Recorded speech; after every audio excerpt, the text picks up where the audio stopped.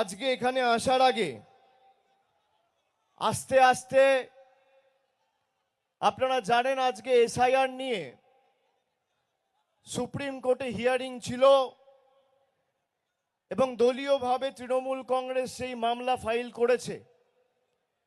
বাংলার মানুষকে যেভাবে অত্যাচারিত করা হচ্ছিল এসআইআর এর নাম করে, প্রায় 2 মাস 2.5 মাস ধরে গরিব মানুষ, বয়স্ক মানুষ সবকিছু ঠিক থাকার পরেও তাদের নাম যাতে ভোটার তালিকায় না থাকে, গায়ের জোরে বিজেপির সহকারী সংস্থা নির্বাচন কমিশন চেষ্টা করেছিল তাদের নাম বাদ দেওয়ার। গত 31শে ডিসেম্বর, আজ থেকে ঠিক 20 দিন আগে আমি দিল্লিতে গেছিলাম। আমাদের 10 জনের প্রতিনিধি দল চিফ ইলেকশন কমিশনারের সাথে বৈঠক করেছিল। আমাদের দাবি ছিল এই যে 1,35,00,000 লজিক্যাল ডিসক্রিপেন্সির নামে মানুষকে হেনস্থা করা হচ্ছে, সবকিছু ঠিক থাকার পরেও হিয়ারিং নোটিশ পাঠানো হচ্ছে, এদের তালিকা প্রকাশ করুন। নির্বাচন কমিশন বলেছিল আমরা তালিকা প্রকাশ করব না।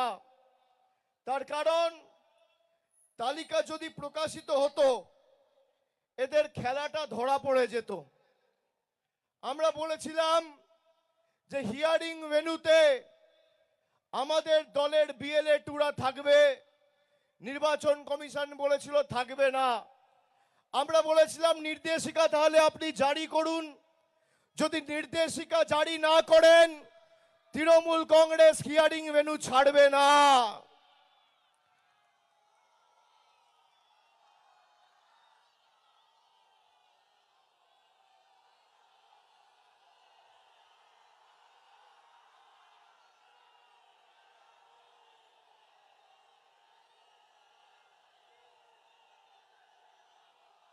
আমি অত্যন্ত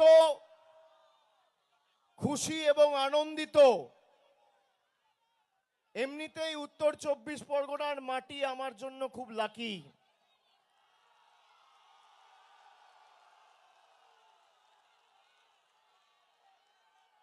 এই মাটি স্পর্শ মানে জয় নিশ্চিত।